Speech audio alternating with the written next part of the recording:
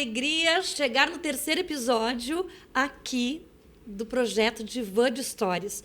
Eu não me canso de repetir que o Divã de Histórias é um projeto que nasceu há alguns anos e agora ele está assumindo esse formato para o virtual. E é muito legal estar aqui com vocês, trazendo bastante informação, conhecimento, entretenimento, falando sobre arte e cultura, educação e saúde, que são transversais. Nós somos atravessados por todas essas manifestações, a necessidade de falar sobre a saúde, da cultura. E hoje, claro, eu tenho uma convidada super especial que está aqui comigo, ela já está aqui. Mas antes de apresentá-la, né, eu quero me apresentar também. Afinal, para quem não me conhece ainda, me chamo Rosane Castro, eu sou escritora, contadora de histórias e adoro conversar. Imaginem vocês, eu sou contadora de histórias, o que eu mais gosto é de contar, mas principalmente de ouvir. Porque quando nós ouvimos uma história, nós aprendemos. Nós vamos ser invadidos, atravessados pela emoção, pelas subjetividades do outro, pelo conhecimento do outro. E, claro, que eu gosto de contar histórias e também gosto de agregar pessoas. E para que esse programa ele tenha essa projeção, essa possibilidade de chegar até vocês, nós temos apoiadores especiais. E eu, como sou moradora de Cachoeirinha, lógico que eu vou falar dos nossos apoiadores aqui da cidade, que é a Ótica Oftalmos. É uma ótica especializada há mais de 38 anos no mesmo lugar. Fica na rua Rui Ramos, esquina com a Flores da Cunha, inclusive. E na ótica tem um cantinho, que é o cantinho Espaço Kids, que é para crianças. E é um espaço muito fofo, vale a pena ir lá conhecer. Tem também as lojas Marisa, e eu hoje estou vestida dos pés à cabeça de Marisa, inclusive, que fica no Shopping do Vale, aqui na cidade. Temos a Matusquela, que é um salão de festas. E também tem um espaço infantil com festas incríveis, bem direcionadas às crianças. Temos a minha querida Bruna Barcelos, maquiadora, que inclusive depois vai passar aqui as logos de todas essas empresas apoiadoras. Temos a Victoria Cândido, também, que é uma estilista, que é a nossa querida Sônia, que é bem conhecida aqui na cidade, entre outros apoiadores. Mas agora eu quero... Estou aqui com ela, né? Eu falando aqui para vocês, mas eu quero falar com ela que está aqui, gente. Olha aqui. A minha querida professora, doutora Carla. Bem-vinda. Ai, obrigada, Rosane. Mas eu vou te apresentar agora, que eu tenho até uma colinha, porque, Carla, eu te conheço já há alguns anos, acompanho o teu trabalho e o teu currículo é incrível. Eu vou citar apenas algumas informações aqui sobre o teu currículo, para que as pessoas conheçam mais e saibam quem é a Carla. Carla Fernanda Wunder da Silva. Pós-doutoranda em Educação, graduada em Pedagogia, Educação Especial na área da Deficiência Intelectual. E também é mestre em Educação pela URGS, com pesquisa sobre inclusão de alunos com deficiência intelectual. Doutor em Educação pela PUC, em pesquisa na área do transtorno do espectro autista e a teoria da subjetividade. Professora, foi professora da Escola Municipal de Ensino Fundamental Especial, professor Luiz Francisco Lucena Borges, da Rede Municipal de Porto Alegre. Atua também como professora convidada em cursos de especialização e graduação da Unila Salle, PUC-RS e Unicinos. Realiza formação e capacitação de professores a convite de diferentes prefeituras, psicopedagogia, formação de professores, etc, etc, etc. E eu conheci a Carla, só para vocês saberem, nessa escola incrível. Aliás, no nosso estado, nós temos 7 escolas de educação especial. Uhum. E aqui em Porto Alegre, nós temos 4 que são municipais e 3 também que são estaduais. Carla, que bom te receber aqui. E agora é tudo contigo. Eu quero ouvir de ti. Nós temos uma curiosidade muito grande para conhecer mais sobre o autismo, sobre as pessoas autistas. Então, por favor. Muito obrigada pelo convite, em primeiro lugar. O currículo é grande, né? Mas grande. Eu acho que o mais importante do meu currículo é que eu sou professora. Sempre fui professora. São 32 anos de magistério, né? Me aposentei agora, só trabalhando dentro da área da educação inclusiva. Eu comecei numa época em que a gente não podia nem alfabetizar as crianças, né? E agora a gente vive um outro mundo. E falar do autismo é maravilhoso, né? Porque é o que eu pesquiso, né? No pós-doutorado também. E acho que é um assunto hoje muito em voga. As pessoas estão se abrindo mais para poder olhar para essas pessoas, né, que têm essa diferença. Eu prefiro usar essa diferente forma de ser e estar no mundo, porque é isso. É uma outra forma de se relacionar com esse mundo louco que a gente vive, que nos demanda tanto, nos pede tantas coisas. Esse sujeito tem uma outra forma de se relacionar com esse mundo. Não é um outro mundo, né? A gente ouve muito isso. Ele vive no outro mundo. Não tem mundo no outro nenhum. É o mesmo mundo. Eu me relaciono com esse mundo diferente. E a gente precisa ter mais acolhimento, né? Para poder transformar isso de uma forma mais tranquila dentro de uma escola, de uma sociedade. Então, acho que nunca se falou tanto em autismo como nos últimos tempos. Muitas informações erradas, né, circulam por aí. Uma luta pela inclusão. Eu acho que é um tema que a gente tem que pautar o tempo todo, assim. Não tem que ser só nos dias, né, específicos. A gente tem que pautar isso todos os dias, porque a educação hoje ela é uma educação inclusiva. Não se discute mais isso. Esse sujeito está na escola, ponto. Como a gente faz para que isso seja mais tranquilo e tenha aprendizagem de qualidade? Acho que a discussão hoje é sobre isso, né? Hoje pela manhã, Carla, eu ouvi uma história de um jovem, um homem jovem de 30 anos, que foi descoberto recentemente que ele estava, então que ele tem, né, o espectro. E a mãe, né, desse rapaz se culpou porque foram, né, entender, ou não sei nem qual é a expressão exata, mas descobrir, enfim, foi diagnosticado apenas com 30 anos. E essa mãe se culpa. Mas o que você me diz sobre isso, assim, porque isso vai acontecer todo o tempo. Vai, daqui para frente muito mais até. Sempre a gente precisa entender que quando a gente fala de uma pessoa com diferente forma de ser e estar, por trás tem uma família. Uma família que sente uma pressão de uma sociedade porque tem o seu filho que tem um diagnóstico diferente.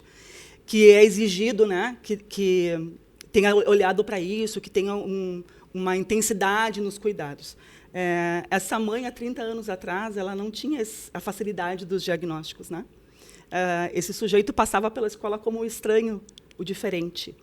E um diagnóstico tardio hoje é muito mais presente. A gente tem uma porcentagem muito grande de mulheres recebendo um diagnóstico tardio, porque não conseguiram ser diagnosticadas enquanto pequenas. Mas acho que não a gente tem que também disseminar isso. Não é culpa, não tem culpados.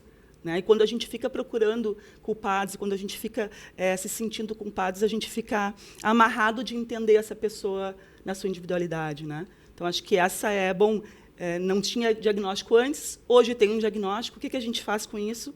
Né? Como é que essa pessoa pode se identificar melhor? Porque acho que o diagnóstico tardio traz isso, né? Puxa, eu pensei que eu era estranho, eu pensei que eu não aprendia. Não, então eu sou assim porque eu tenho alguma coisa que é diferente e isso faz parte de quem eu sou, mas não sou eu todo. Sim. Isso é importante a gente poder trabalhar com as famílias também. Eu acho que a sociedade, como um todo, tem que se voltar, e quanto mais cedo, melhor, porque hoje, como, né, você mesmo disse, né, se teve um tempo que não se tinha nem condições de buscar uma informação, um diagnóstico, até porque não se sabia. E se hoje tem, esses temas têm que estar no cotidiano escolar, nas formações de professores, mas principalmente nas famílias. Porque os professores já estão ali envolvidos com a educação, com as suas formações, mas a família ainda precisa ser, no meu ponto de vista, ser convidada a participar desses debates. Acho que sim. Eu acho que a gente precisa ter mais acolhimento. Para mim, a palavra acolhimento, ela reflete muito do que é os processos inclusivos. Seja ele escolar ou seja social, porque as pessoas acham que a inclusão é só na escola, né? Sim. Não, a inclusão é na sociedade. Na sociedade. Então, a gente precisa se desenvolver um pouco mais o acolhimento. E o acolhimento para a família, que recebe um diagnóstico, mas talvez nunca tenha escutado falar sobre autismo na vida. Ela escutou quando o seu filho recebeu o diagnóstico. Né? Não teve ninguém próximo, porque a gente só aprende a lidar com a diferença quando a gente convive com ela. Exatamente. Né? Então, a gente tem que ter acolhimento, a gente tem que resgatar essas famílias da invisibilidade, como eu digo, né? Do limite, né, da sociedade, que estão sempre para fora, e trazer para a discussão, escutar um pouco mais, né, A gente, enquanto educador e a gente, enquanto técnico de saúde, a gente precisa desenvolver um pouco o que o Rubem Alves falava, que era a escutatória. Né? A gente fala muito, discute muito, quer dar muita formação, mas a gente não escuta. O que é importante para essa família hoje? O que é importante para esse sujeito hoje? Como ele pensa sobre isso? Né? As pessoas dizem, mas ele tem uma deficiência intelectual, tem um nível 3 de apoio, ele nem fala, ele não pensa. Ele fala, o corpo dele fala, o olhar dele fala, o jeito dele se locomover fala. E a gente precisa aprender a ouvir isso para poder acolher. Entender também os sinais. Exato. Porque eu penso que as pessoas, ao longo da vida, vão dando sinais, alguns sinais. Seja nas atitudes, nas introspecções, muitas vezes, mas os sinais estão ali. Exato. Nós temos que ampliar a nossa sensibilidade para entender que nós vivemos num mundo diverso e que a gente tem que respeitar os indivíduos nas suas características, enfim, e Exato. tentar compreender para poder contribuir, inclusive. Até porque cada um de nós também precisamos. A inclusão é para todos. É para todos. Inclusive para a gente. Exatamente. Então, a gente precisa aprender a olhar para o outro desvinculado da nossa perspectiva. Né? Eu sempre quero para o outro alguma coisa que eu quero para mim, mas não é assim. Eu tenho que querer para o outro e pensar no outro a partir da perspectiva dele, que é muito diferente da minha. E tudo bem, não é melhor nem pior. A gente também tem que, enquanto sociedade, parar de discutir isso. Né? Melhor é pior, é mais inteligente, menos inteligente. Não tem a ver com isso. Tem a ver com o que é bom para ti e o que não é bom para mim. E tudo bem. Mas a gente enfrenta muita dificuldade. E, claro, nós enfrentamos, enquanto educadoras, porque também é muito novo, assim, o debate já vem há bastante tempo, mas no cotidiano, muitas vezes, você é atravessado por muitas situações e cada uma é diferente da outra e você tem que aprender, ou melhor, você vai ter que lidar e aprender conforme vai ali lidando com isso. Mas, assim, qual é o maior ou os maiores enfrentamentos da criança com autismo na escola? As pessoas acham que fazer inclusão é muito fácil. Né? E eu acho que a gente precisa dizer que não é fácil. Ela demanda N organizações diferentes. E isso passa pelo pedagógico, pela formação de professores, pelo número de alunos em sala de aula, pelo acolhimento com a família. Esse sujeito chega na escola, vamos imaginar uma criança lá de 6 anos que recebeu o diagnóstico. Ele chega na escola, é um mundo novo. Ele não tem essa experiência escolar, ele não conhece aquelas pessoas. Né? Todos são estranhos para ele. Então, ele precisa receber esse acolhimento para conseguir se reorganizar nesse espaço e entender que tem um tempo diferente. Esse sujeito tem um tempo diferente. Não é para a gente ficar sem fazer nada nesse tempo, não. É o que eu chamo de letargia pedagógica, né? Que diz, a gente ouve muito isso. Deixa que ele tem seu tempo. Não, o que eu faço com isso? Mas de tentar apresentar esse espaço para ele, de tentar entender as reações que ele vai ter. E a primeira coisa, construir um vínculo afetivo. Acho que essa é a maior dificuldade. Né? Construir primeiro um vínculo afetivo. Esse sujeito tem que se sentir pertencente àquele lugar. Inclusão é pertencimento. Se esse sujeito não se sente pertencente numa escola, se a escola não respeita o desenvolvimento dele, se ninguém sabe o que ele gosta, o que ele não gosta, como se desorganiza, como é que ele vai ficar ali? Com certeza. Né? Então, acho que essa é a maior dificuldade. Essa adaptação, primeiro, nesse espaço que não é a casa da gente, que eu não tenho tudo o que eu quero e que é coletivo. Então, essa é a maior dificuldade da escola. Ela não é individual, né? Ela é coletiva. O tempo todo a gente está no enfrentamento com o outro, por espaço, por amizade, por olhar, né? por conteúdo. O tempo todo é coletivo. Então, não sou só eu, né? Claro. Sou eu e mais um monte de gente diferente, estranhas para mim. Sim, você sai do seu ambiente ali onde você já tem o que você precisa, no tempo que você precisa, o suporte, e você vai ter que disputar esse espaço também com outras pessoas que também estão precisando. Exato. Enfim. Agora, os professores, aí é mais como uma pergunta mesmo, né?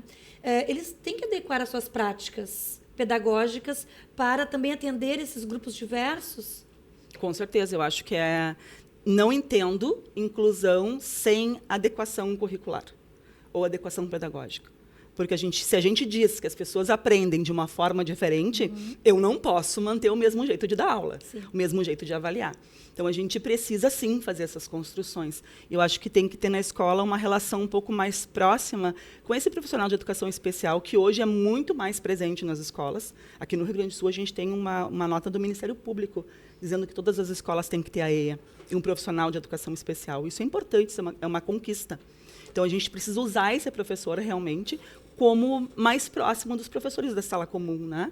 Para ajudar a pensar esse planejamento. Porque eu tenho formação em educação especial, mas eu não tenho formação, por exemplo, em biologia. Eu não sei nada de biologia. Sim. Mas eu sei como o sujeito autista aprende, eu sei como o sujeito com deficiência intelectual aprende. O conhecimento do professor de biologia com o meu vai fazer uma prática pedagógica muito mais assertiva, né? E sim, a gente vai ter que adaptar. Adaptar tudo. O jeito da gente falar, o jeito de avaliar, o jeito de dar aula. Se a gente consegue entender isso, a gente começa a entender que é muito mais fácil tu trabalhar com qualquer diversidade na sala de aula. Porque a diversidade existe desde sempre. Sim. Não é de hoje. Sim. Eu sou professora alfabetizadora. Há 32 anos atrás, a gente já trabalhava no primeiro ano, na época, né? Primeira série, diferente. Eu tinha gente que escrevia, gente que lia, gente que não escrevia nada, gente que não sabia nem o que estava fazendo no mundo ainda, alguns que devoravam livros, tudo na mesma turma. E a gente trabalhava com isso. Aí quem é que supõe que vai para o segundo ano e que todo mundo fica igual? A gente é diverso para o resto da vida. Para o resto da vida. E isso é interessante. Por exemplo, com esse projeto do Divã de Histórias, eu sou uma pessoa muito curiosa e eu tenho uma vontade muito grande de aprender. Mas eu não consigo aprender tudo, até porque você tem, né? Quanto mais você aprende, mais você percebe que você não sabe nada. Exato. Então, a proposta justamente é convidar profissionais de áreas bem específicas que contribuem com a sociedade para que essas reflexões venham à tona, não só no ambiente escolar, no ambiente familiar, mas para todos. Eu entrevistei um optometrista no primeiro episódio e que ele traz uma coisa que eu, pelo menos, nem imaginava, né? Que a criança, muitas vezes, ela não consegue parar tanto tempo na cadeira, sentado, porque ela já traz desde o seu nascimento, né? Desde o parto, algo que, os movimentos, que ela vai levar isso por um bom tempo ainda, e que não é detectado, porque a gente não fala sobre isso. Né? Então, quanto mais conhecimento, melhor. E eu sei que tu tens alguns livros que você trouxe. Eu gostaria que tu também apresentasse os livros, né? O conteúdo desses livros para a gente. Então, eu acho que é importante... Primeiro, eu sou uma leitora ávida, né? Eu sempre tenho um livro na bolsa e depois que comecei a fazer doutorado, comecei a investir em escrever algumas coisas, assim, até porque eu olho para o autismo com uma outra lente teórica. Aqui no Brasil, 90% dos profissionais trabalham com uma teoria comportamental, né? E eu sou avessa, eu trabalho com uma outra lógica, que é a teoria da subjetividade, ou seja, é pensando quem o sujeito é e não o que o sujeito tem. Não me interessa quem é a pessoa, do que ele gosta, do que ele não gosta, como ele faz, como ele se acalma. Então, eu tenho procurado fazer escritas nesse sentido, né? Então, eu tenho um livro lançado pela PUC, no meu período de doutorado ali, que foi 2020, que a gente lançou, que eu não tenho ele aqui, que é Mitos e Verdades sobre Autismo, que eu vou introduzindo um pouquinho essa relação com a teoria da subjetividade. Daí, ano passado, 2021, acho, a gente lançou esse.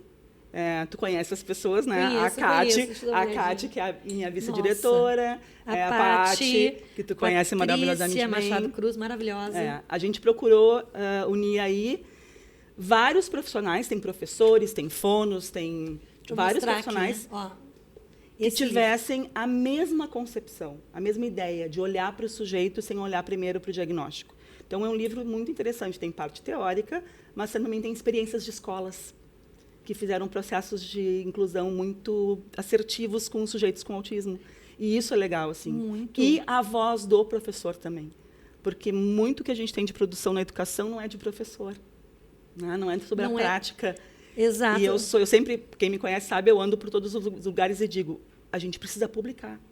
O professor precisa publicar a sua prática. É o professor que está lá na linha de frente, trabalhando cotidianamente. Como é que a gente vai saber o que precisa, o que é bom e o que não é bom na educação? Né? O professor tem que publicar. Então, aí foi um desafio, né?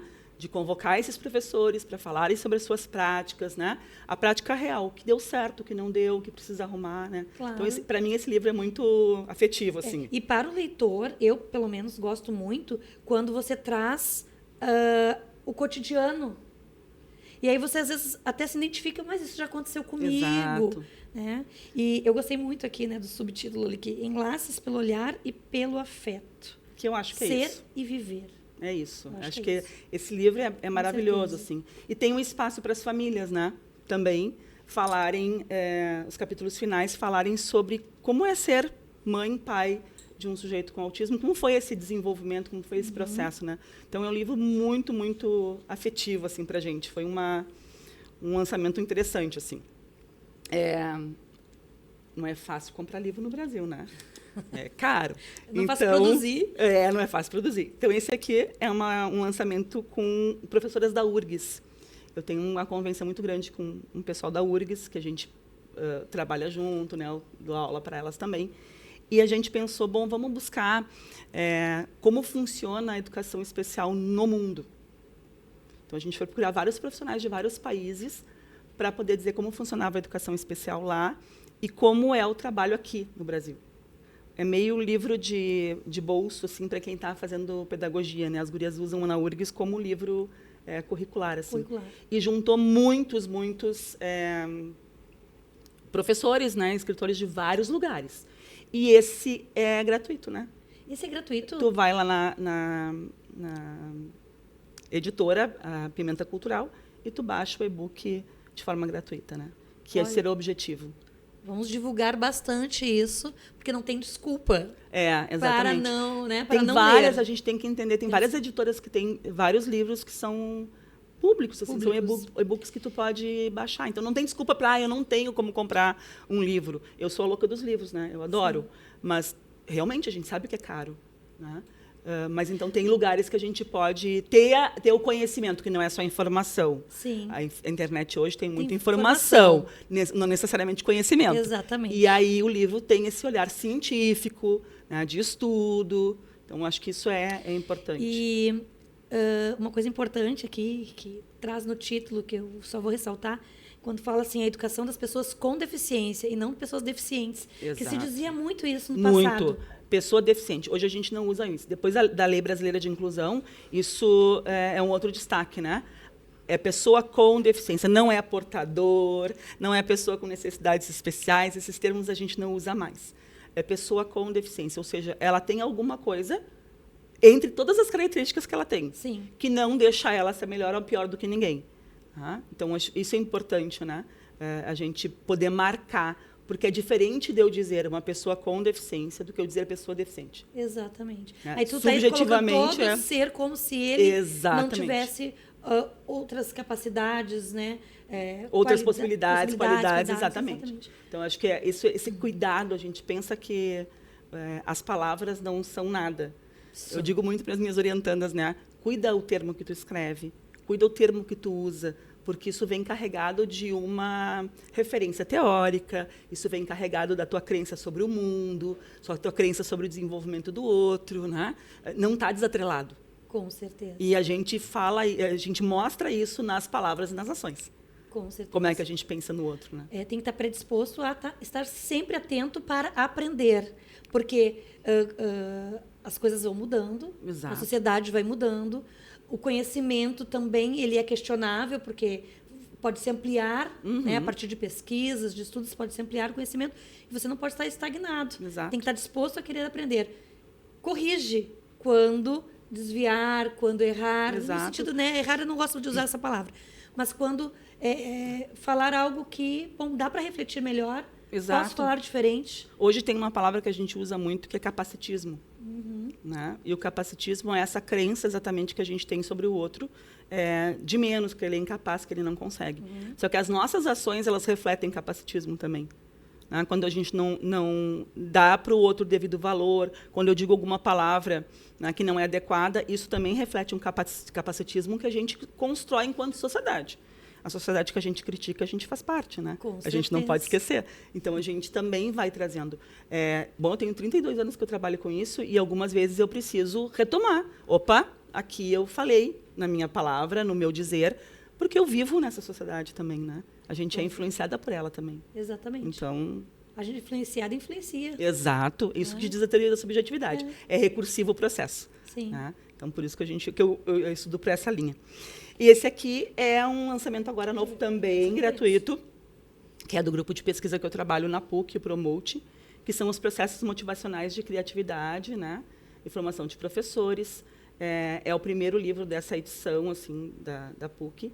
Tem um texto meu aí, junto com uma colega de doutorado também, que é sobre isso, né? Pensando também os processos motivacionais do professor, a criatividade, a inovação, não como um objeto, não como um software, não como um material diferente. A inovação e a criatividade que passa por dentro da gente. É a minha transformação enquanto educador, para que eu possa, então, transformar o trabalho com o meu sujeito, né? Que é estudante. Criatividade. Fundamental. E que, muitas vezes, pelas questões curriculares, demandas, enfim, cobranças, sei lá, muitas vezes tu pode até esquecer um pouquinho da importância da criatividade. Porque tudo pode ser transformado. E no momento que tu vai estagnar ali, ou tem que pensar que dá para fazer um pouco diferente sempre. E eu acho que tu falou uma coisa que também me chamou a atenção, é compartilhar com os colegas, ver o que funcionou com um, que pode funcionar aqui, trocar, né? O trabalho colaborativo, né? Eu acho que quando a gente fala em processos inclusivos, quando a gente fala da pessoa com autismo, por exemplo, que em algum momento vai precisar de mais apoio ou menos apoio, que talvez se desorganize no espaço escolar pelos estímulos que recebe, né? Isso mexe com a gente. Né? A escola não tinha muito essa experiência, né? De ter uma criança, por exemplo, que está em crise na escola porque tem muito barulho sonoro. Isso a gente não estava acostumado, né? Na escola. Bom, hoje a gente tem que saber lidar com isso. Né? Então, a gente precisa trocar informações, né? Entender que a gente também não tem entrada com todos os sujeitos. E que não sou uma péssima professora por isso, mas que eu tenho uma colega que consegue trabalhar muito bem com um sujeito. Então, eu vou conversar com ela. Eu vou pedir ajuda, né? Isso também é colaboração. E a educação não estava muito acostumada a trabalhar de forma colaborativa, né? E agora a gente precisa pensar nesse sentido, né? Eu lembro da vez que eu visitei a escola Luceno, e era dentro de um projeto do município de Porto Alegre, o Adote um Escritor. E os meus livros foram adotados. Até trouxe alguns aqui. E o Batidas Jocã, por exemplo, vocês pintaram ele no muro da escola. Aliás, vocês tinham esse hábito de fazer, a cada visita, uma pintura no muro. Isso. Cada ano de adotado tem uma escritor pintura. Adotado. E eu lembro, eu comentava contigo antes, nos bastidores, que eu lembro das salas. Eu lembro das atividades que eu encontrei lá, crianças, já pré-adolescentes, que se envolveram ali, brincaram junto, me abraçavam, né, porque eles conheciam o trabalho. Outros já não, e está tudo bem, né, sobre isso. Mas eu lembro também, tu falou agora da parte dos sons, que eles fizeram tambores. Na aula de música. A importância também do estímulo, das vários tipos de artes, as artes visuais, né? A questão de trabalhar os sentidos. Vocês exploraram bastante a questão dos sentidos. Muito. E eu acho que essa é uma quebra de paradigma também. Porque as pessoas têm a ideia de que, bom, o sujeito com autismo tem muitos problemas sensoriais. Então, tem que tirar o som, tem que diminuir a luz, não pode deixar nenhum movimento. E, na realidade, a gente precisa desafiar esse sujeito a estar fazendo novas aprendizagens. E a escola ajuda nesse sentido. Oferece essas experiências de forma organizada. Né? Então, eu planejo como é que eu vou trabalhar com sons. Eu planejo como trabalhar com movimentos. Então, isso ajuda, né, no desenvolvimento. Tudo ajuda. Quando nós estamos, eu acho que vocês ali tinham uma equipe muito legal, e eu circulo muito pelas escolas aqui do nosso estado, e eu vejo a diferença da importância da equipe, não é as diferenças, mas a gestão. É extremamente importante. A importância da gestão, a importância da equipe, pegar junto, pensar junto num projeto pedagógico que vai acolher essas pessoas, essas famílias, né? Eu fiz uma colinha. Tá. Porque a gente sempre fica preocupada, assim, e agora, né? Vou entrevistar uma pessoa que realmente é uma referência na área da educação aqui no nosso estado, né? Que tem a vida dedicada ao estudo, né? Da inclusão, né? Então, e que tem, né? Esse carinho, esse afeto muito grande. E eu fiz aqui uma colinha e tem uma perguntinha aqui, tá? Ó. Você poderia citar algumas estratégias que possam ser, assim, eficazes para promover essa interação Se você tem, eu já pode deixar aqui uma dica, ó. Fica aqui essa dica, né? Na interação e na participação ativa das crianças autistas em atividades escolares e sociais. Eu acho que eu sempre digo o seguinte: a primeira coisa que a gente precisa fazer é conhecer a pessoa, tá? Porque quando a gente pensa, todos os autistas vão funcionar com isso, a gente está achando já que tem um manual. E eu sou avessa aos manuais. Primeiro passo, conhecer esse sujeito. Né? Realmente saber o que ele gosta, o que ele não gosta, qual é o hiperfoco dele. Né? No autismo, normalmente, tem o hiperfoco. Né? Que hiperfoco é esse? É carros, é trens, bons. Na educação, eu acho que vou falar deste lugar, os hiperfocos são portas de entrada para o trabalho com esse sujeito. Né? Então, essa é uma dica importante. Ele gosta de dinossauro. Mas como é que eu vou trabalhar com dinossauro no 5º ano? Tu vai escrever texto de dinossauro, tu vai fazer uma leitura de livro, tu vai contar dinossauro. Tu tem que trazer o dinossauro para a sala de aula, para que ele tenha um engajamento e ele se sinta pertencente. Depois, com o tempo, isso vai sendo diluído em outras atividades. Mas o hiperfoco é uma coisa importante da gente descobrir e a gente trabalhar. Saber o que incomoda esse sujeito e o que acalma ele. Se eu tenho essa informação, eu consigo diluir muito menos as crises que ele vai ter, porque eu consigo percebê-las antes. Né? Então, é muito mais conseguir saber quem é essa pessoa, quem é esse sujeito, para conseguir fazer um planejamento adequado para ele. Quando eu dou aula, eu tenho um quadrinho assim, com algumas perguntas que eu respondo sempre para os alunos, todo ano, e com as famílias também. O que eu gosto, o que eu não gosto, como eu me acalmo, como eu me comunico. Né? O que eu preciso para me acalmar. E se a gente responde isso e pede para a família responder. Sim. Né? A gente traz a família para esse planejamento. Né? Eu mando para os técnicos que trabalham com os alunos. Né? Eles respondem, alguns respondem, outros não há problema nenhum. E aí eu junto tudo isso e construo o que eu chamo de uma cartografia. Um mapa de quem é esse sujeito. E aí, se eu tenho isso, eu tenho ferramenta na mão para fazer um planejamento. Porque senão eu estou planejando para uma pessoa que eu não conheço. Eu estou planejando para quem? Para ninguém. Então, o primeiro passo para qualquer tipo de movimento, tanto pedagógico quanto social na escola, é esse conhecimento de quem é esse sujeito. Não é só nome, idade, quem é pai e mãe. É ele aqui dentro. Porque vai ser diferente de cada um. A Maria vai ser uma e o Pedro vai ser outro. Então, a gente tem que saber dessas individualidades. Né? Eu digo que as miudezas do desenvolvimento. Isso a gente precisa se encantar e descobrir de cada um. E eles se sentem mais seguros também. Com certeza, com certeza. É diferente eu nunca ter vindo para a escola e eu chegar na escola hoje e eu gosto muito da Peppa Pig. E aí a minha sala tem algumas imagens da Peppa Pig. Na minha mesa tem uma bonequinha da Peppa Pig. Isso me dá pertencimento. Eu vou entrar nessa sala com muito mais facilidade do que se lá não tiver nada do que eu gosto. E o nosso trabalho enquanto educador é fazer as coisas terem sentido. É o meu papel. Eu preciso trazer o interesse dele para dentro da minha disciplina, da minha matéria ou do meu ano, para conseguir fazer o engajamento. É o meu papel enquanto educador. O dele é ter as diferenças e os gostos que ele tem. E eu preciso fazer o link disso tudo. Sim. Então, a gente daí não se exime da nossa responsabilidade, né? Com certeza. Enquanto educador. E você falou, vai passando um filme, porque você sabe, me conhece como contadora de histórias, como escritora para infâncias. E eu vejo, assim, quando eu vou contar histórias, gosto muito de contar histórias em espaços públicos, abertos, corredores de shopping, não só dentro da sala de aula, nem em projetos ou feiras de livros. Eu gosto de contar histórias e eu gosto muito de pessoas. Então, eu estou me identificando muito com as tuas falas, porque eu penso exatamente isso. Eu gosto de pessoas e é para elas que o meu trabalho é pensado.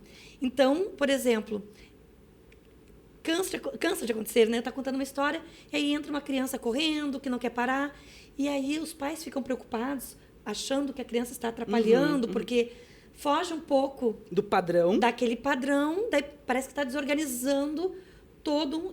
Eu sempre tento acalmar com o olhar, com os gestos. Inclusive, acolher os pais é muito importante. Dizer, deixa ele do jeitinho que ele... Se ele quiser ficar de pé, se ele quiser correr, não tem problema. Porque para outras famílias também entenderem que faz parte. Né? E como que fica, assim, nesse ambiente escolar, as crianças também, né? Como é que o professor, como é que você vê isso? O professor também trazendo esses temas, né? Apresentando o colega, cada um se apresentando do seu jeito, acolhendo todos, mas para que as crianças também consigam se respeitar. Eu acho que a criança já tem um pouco disso, ela já, por natureza, já, né?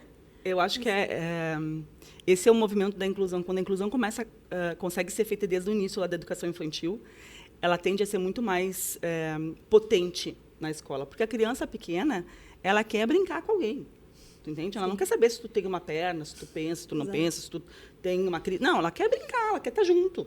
Né? Não importa para ela o que é, ela quer compartilhar. E vai aceitando as diversidades mais fácil, né? Então, isso vai se tornando mais potente. Eu acho que as escolas, elas trabalham ainda muito pouco com a diversidade. Né? Se fala muito pouco sobre as diferenças com as crianças.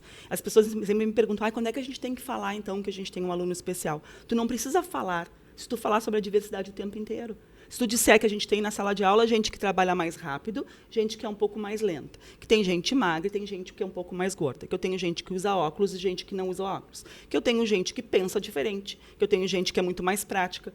Tu vai acolhendo todo mundo nisso. Tu não precisa demarcar que o sujeito tem uma deficiência, tem um diagnóstico, né? Ou os termos hoje, que chegam a me arrepiar e me deixam brava, os laudados, que criaram uma nova nomenclatura para a educação especial, que lá não existe. Né? Não existe laudados. Né? Existem pessoas que têm um diagnóstico que são, né, diferentes no seu desenvolvimento. Eu acho que a escola precisa trabalhar mais isso, né? De poder mostrar que a gente tem diferentes formas de aprender. E a nossa escola está fomentada, está construída para um jeito auditivo de aprender. O professor fala e os sujeitos aprendem. De preferência, sentado um atrás do outro, sem se mexer 4 horas. O aprende com... Exato. com seria a ideia, né, de uma escola, sim. que é a única coisa que não muda nos séculos. Né? Sim. Quando, na realidade, a gente aprende de várias maneiras. Tem pessoas que são extremamente visuais, outras extremamente auditivas, outras que aprendem pelo corpo, Rosane, que ficam se mexendo o tempo todo na cadeira. E o que a escola diz? Para, não te mexe. Não anda, não pula, mas o corpo precisa se mover para o sujeito aprender. São as múltiplas formas de aprendizagem. Né? As múltiplas inteligências. Exato, e a gente precisa acolher isso na escola. E se eu for acolher isso, eu vou saber que em algum momento os alunos não precisam ficar circulando na sala. E tudo bem, isso não é bagunça. E não é que eu perdi o controle da turma. Né? Eu ofereci condições para que eles possam acionar a forma desse cérebro aprender. Né? Isso é neurodiversidade, né? Isso é a gente entender a neurociência hoje. Né? Então, acho que a gente tem que trazer isso mais para a escola. Né? E tem que ser antes de chegar a esses sujeitos. Né? A gente não pode só trabalhar e se formar quando, nossa, apareceu aqui na escola agora um aluno com autismo. Temos que estudar. Não, a gente tem que estudar a diversidade o tempo todo. O tempo todo. E não é uma formação, né? É formação contínua. Porque o que a gente sabe hoje, amanhã já não é mais novidade. A gente precisa ser um eterno aprendente. Eu me considero uma eterna aprendente. Eu acho que quando a gente diz, não, eu sei tudo sobre isso, aí que eu acho que tem um problema. Não, porque daí a gente fica muito soberba do conhecimento. Né? A gente tem que estar sempre disponível a aprender com o outro.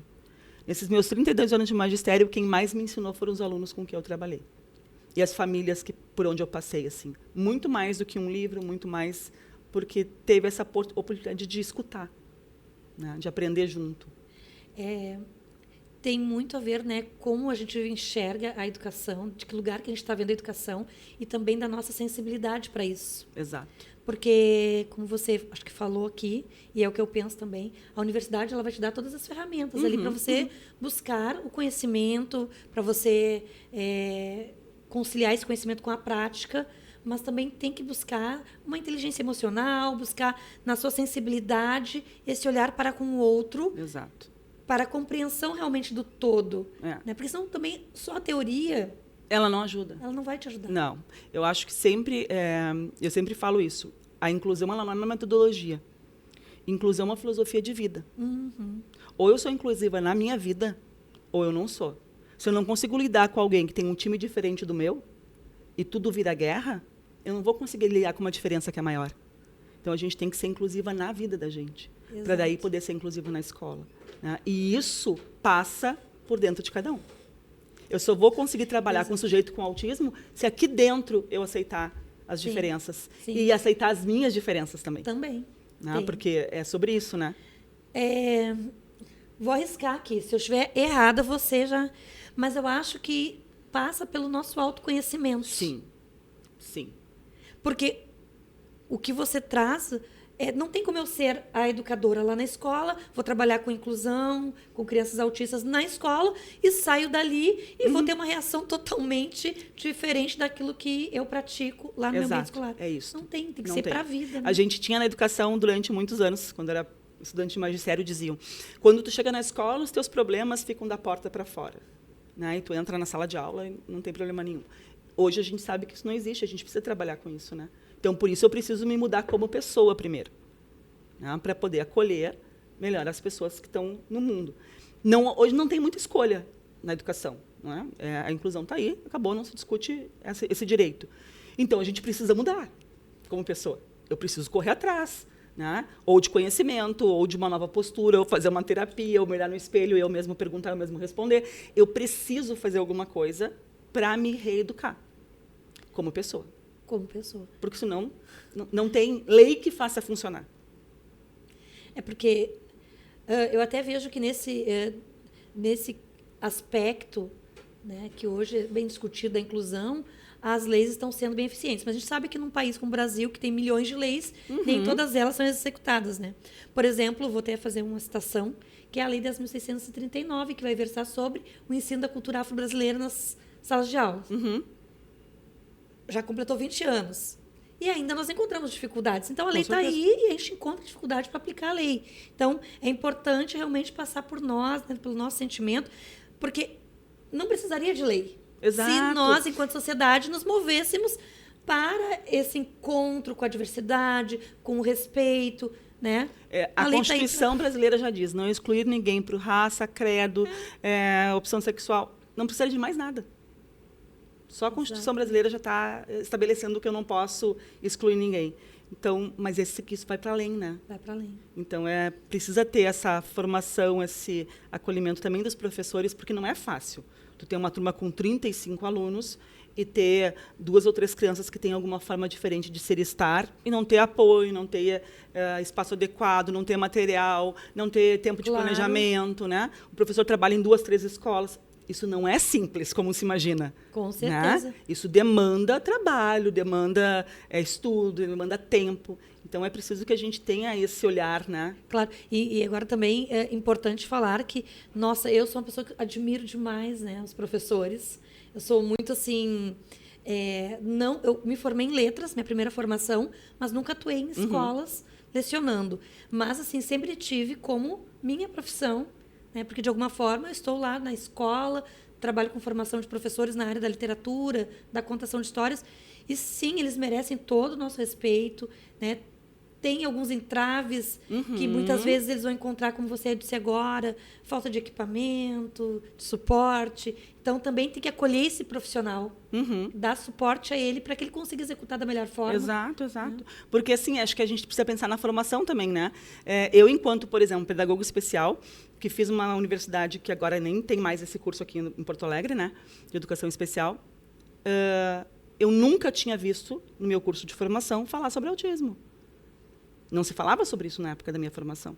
A gente tem uma disciplina a cada curso de graduação que fala sobre deficiência. Então, os professores saem formados e não ouviram falar sobre isso. Eu fiz essa escolha. Sim. Mas os professores saem e não ouviram falar sobre isso. Então, precisa ter um apoio, né? Precisa ter uma relação. Por isso, de novo, a escuta, né? A escuta. Eu vou escutar a família que eu recebo, eu vou escutar o aluno que eu recebo, e daí eu vou aprender com esse sujeito. Carla, aqui na cidade nós temos uma associação, Paz e Amor, não sei se você conhece, que recentemente inaugurou uma sede. E eu, mesmo morando na cidade, eu não tinha o conhecimento. Conheci faz pouco tempo, assim. Pouco tempo, já tem mais de alguns anos aí, mas é pouco tempo. E eu estou curiosa para conhecer a nova sede, porque parece que eles estão com uma estrutura muito boa. Muito boa. Isso também colabora com muito, certeza, né? Com certeza. Para mostrar para a sociedade e ter ali mais um lugar de suporte, de apoio com profissionais especializados. Né? E espaços que possam acolher as famílias, né? Porque daí as famílias têm com quem conversar, que vivem as mesmas coisas que elas vivem, né? Talvez em outras etapas do desenvolvimento. Então, quando uma mãe de um adolescente com autismo conversa com a mãe de uma criança pequena que recém recebeu o diagnóstico, é muito diferente do que a gente, por exemplo, conversar e dizer, olha, está desesperador agora, mas vai tomar o prumo, vai tomar caminho, né? Quando a mãe fala com a mãe é mais fácil. Então, essas associações, elas têm essa força, né? Importante, eu acho, desse acolhimento familiar e de sair a cata de fazer valer as políticas públicas, né? Porque as mudanças nesse país não aconteceram pelos olhos bonitos dos professores, elas aconteceram dentro da educação especial pela força das famílias, a gente tem que valorizar isso. Políticas públicas estão aí, precisam ser acionadas, precisam ser promovidas, cobradas, porque está lá nas mãos de quem vai assinar. Então, a gente precisa estar junto lá para transformar realmente essa sociedade e mostrar as nossas necessidades, que passa pela escuta de novo aí. Tem que escutar a sociedade e as suas tudo necessidades. Passa pela escuta. Tudo. Eu acho que tudo na vida passa pela escuta e pela fala. Tudo que não é escutado, não é falado, vira doença. A gente precisa falar as coisas. Eu tenho que anotar isso, gente. Porque essa frase aqui... Eu acho que é sobre isso. A gente precisa aprender a escutar e a falar. Claro, com educação, com docilidade, com afetividade, mas a gente precisa falar das coisas que incomodam também, a gente precisa falar do que está com medo, do que tem ansiedade, porque senão isso vai virando bola de neve. Vai virar uma bola de neve. E aí, quando chega uma hora que a gente não consegue mais resolver, né? E você vê que a gente está falando bastante aqui. O Divã de Histórias tem o objetivo de falar sobre as infâncias. Porque a infância, ela vai... é um lugar, né, onde tudo pode ser transformado ainda. Se os pais tiverem um olhar, se os educadores, se a sociedade como um todo, para que nas etapas seguintes desse indivíduo, ele possa ter a oportunidade de se encontrar, de se conhecer, de aprender sobre si. Então, tem que ser lá na infância. Exato. Acho que a gente precisa entender que as pessoas não são só corpo, né? Que a gente pega pela mão e vai levando para fazer o que quiser, né? Tem ali um sujeito que pensa, tem um cérebro em desenvolvimento, que hoje tem dificuldade numa área, mas se a gente puder estimular e oferecer para eles desafios e experiências positivas, né? A teoria da subjetividade que eu estudo trabalha com isso, né? As diferentes experiências que possam produzir sentidos subjetivos diferentes. Né? Então, a gente oferecer para as pessoas essas oportunidades, né, diversas, ajuda no crescimento e no desenvolvimento. Né? Então, a gente precisa entender isso. E a infância é uma porta aberta, né? Onde é tudo muito mais fácil, tudo vem pela experiência. Vem pelo toque, pelo cheiro, precisa estar lá junto. Então, favorecer essa fase, né, é extremamente importante. Assim. O brincar, que é fundamental, que... Muitas vezes as crianças são até tolhidas. Exato, no brincar. Não te suja, não mexe aí. E ali ela está explorando o mundo. Como é que ela vai conhecer o mundo se ela não tocar, se ela não experimentar, se ela não levar à boca? Exato, então, sobre isso. A infância, muitas vezes, por falta de conhecimento e também não tem culpados. Acho que acho que é a gente poder refletir sobre as coisas. Desculpa, mas eu lembrei de uma coisa e eu acho que é sobre isso. Assim. Eu não conheci meus avós, por parte de pai e de mãe, nem as avós, né, as mulheres. Só, na verdade, conheci uma que eu lembro da voz dela. E eu tinha 4 anos e ela já estava convalescendo e eu estava brincando perto da porta do quarto, onde ela ficava, ela estava camada, e eu estava brincando. E eu tinha uma tia que era enlouquecida por limpeza. E a minha tia veio varrendo, assim, os meus brinquedos. E a minha avó, com a vozinha fraca, disse do quarto assim, deixa a Rosaninha brincar. Olha como isso impactou. Eu fiquei agora até emocionada. Como isso impactou a minha vida. Deixa a Rosaninha brincar. Eu brinco até hoje. Exato. Então, olha a sapiência daquela mulher que... Isso já tem 46, 47 anos... Já se passaram e eu lembro dessa situação. Deixa a Rosaninha brincar. Eu acho que essa é uma fala importante para as escolas. Deixa as crianças brincarem, né? Deixa explorar. Né? E a gente tem essa tendência na escola de atravessar o desenvolvimento da criança, né? De querer mostrar para ela como brincar direito, mas não se dispor a brincar com. Né? Eu atravesso e quero mostrar como é que se brinca de carrinho, como é que brinca de boneca, como é que brinca de casinha. atravessando o desenvolvimento, mas eu não me proponho a estar junto brincando. E eu acho que esse olhar é a gente poder entender que a gente tem que acompanhar o desenvolvimento e oferecer desafios. Né? E que o brincar ele é importante, e ele é agregador, e ele é organizador desde pequeno. E não é só na educação infantil, né? A gente acha que depois é até para o primeiro ano e não se brinca mais. Se brinca enquanto adulto, né? Não é à toa que a gente joga jogo de tabuleiro, né? Sim. Os adultos jogam RPG e tudo isso ajuda milhões de questões, né? Muito. E também as atividades físicas relacionadas ao brincar. Também. Se nós jogávamos bola, vôlei, tá tudo, né, conectado. Não, nada é desconectado. Nada é desconectado. Bom, Carla, como nada é desconectado, eu te convido agora para assistir os vídeos dos meus apoiadores. Com também, certeza. porque é importante reforçar a importância de apoiar iniciativas que promovem a cultura, a arte, a educação com a finalidade da saúde. Saúde não é só física, saúde é mental também. É importante a gente reforçar isso na nossa sociedade. E eu tenho parceiros aqui que eu quero apresentar para vocês. Vai passar um vídeo, te convido a acompanhar esses vídeos também. Tá, Carla? Com certeza. Porque são pessoas que pensam a saúde aqui no nosso município, pensam também em educação. E eu estou muito feliz com a tua presença, né, aqui, porque eu aprendo muito com as pessoas, né, que têm essa sensibilidade. Ó, vou falar aqui da Ótica Oftalmos. Né? A Ótica Oftalmos está há 38 anos no mesmo lugar aqui na cidade. Então, eu conheço... o meu óculos, inclusive, que esses dias eu postei uma foto com esse óculos e as pessoas disseram que eu estava estilosa. Eu fiquei super contente. Porque passa por isso também. O se sentir bem não é só uma questão da saúde ocular, é fundamental. Isso não se discute. Mas também a escolha de uma boa lente, de uma boa armação, passa pelo estar, do sentir, né? Sentir-se bem, né? Então, fica aí a dica para quem quer conhecer. E lá eles têm um espaço que vai aparecer aqui, que é o Espaço Kids. Olha só. Levar, né? Temos aqui nos bastidores pais, né? Que podem oportunizar aí os filhos, inclusive mostrando os tipos diferentes de armação para tipos diferentes de crianças, de comportamentos. Exato. Não é? E conforto para essa criança, que ela possa pegar o óculos, mexer com ele, que não vai ter perigo nenhum ali de se ferir, que inclusive agora nem pode mais usar lentes de cristal, né? Foi isso que ele disse. Se eu me equivocar, vocês me perdoem, mas assim, a gente depois corrige, tá? Também temos quem mais vai aparecer por aí. Olha aqui quem é que vai aparecer. Tá? Que nós... Sabe que programa ao vivo é assim, né? A gente vai indo e vai... Olha aqui, a Escola Cantinho do Piu Piu. Essa escola, inclusive, a diretora, ela estará conosco. Farei uma entrevista com ela, que é a Andréia. E a Andréia, ela é conhecida como a diretora que entra com as crianças na piscina. Olha que diferença isso faz. Claro que eu tenho uma experiência com ela, porque a minha filha, quando eu tinha 2 aninhos, foi estudar na escola. Hoje minha filha está com 21.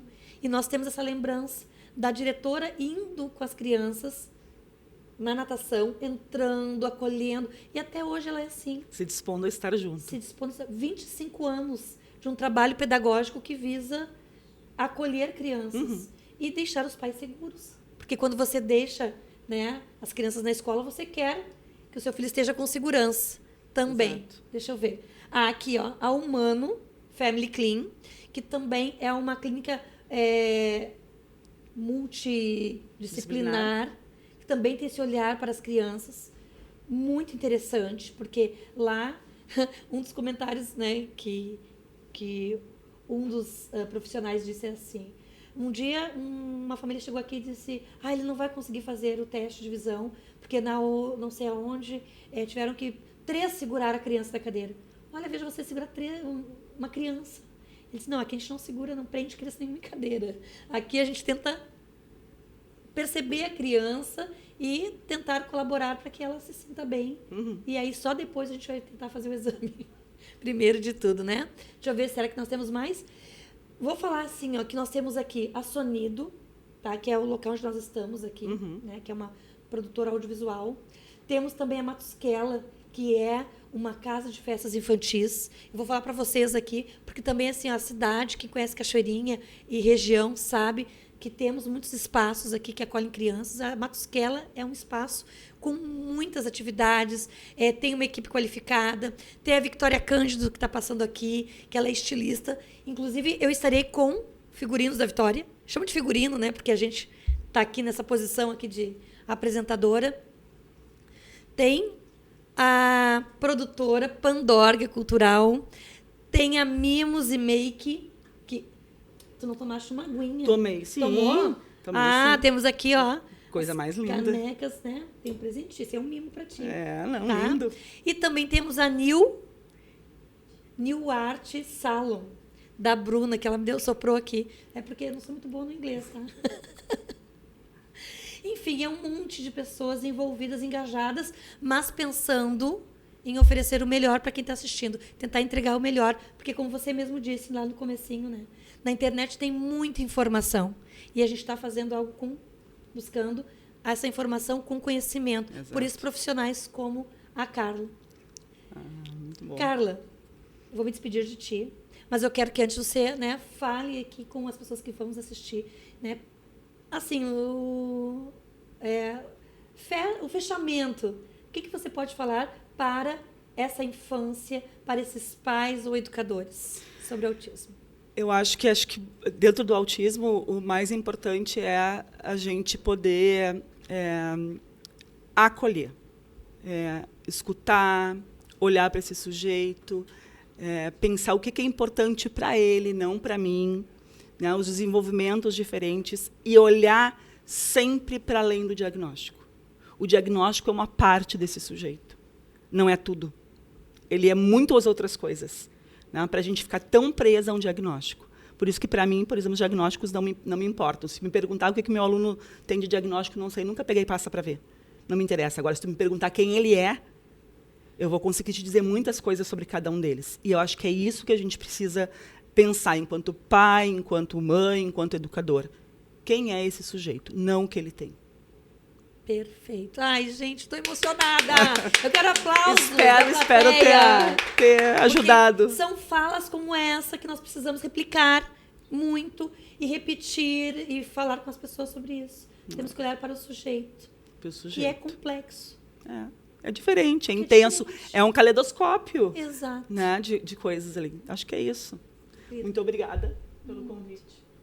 Muito obrigada. E agora, Carla, enquanto você vai saindo, nós vamos receber o nosso querido amigo. Ele é músico, compositor, é produtor cultural, tá? O Marco. Então, nós vamos fazer aqui uma troca de pessoas e todas com essa visão para a infância e para o ser humano. Obrigada, Carla. Eu agradeço pelo convite. Obrigada.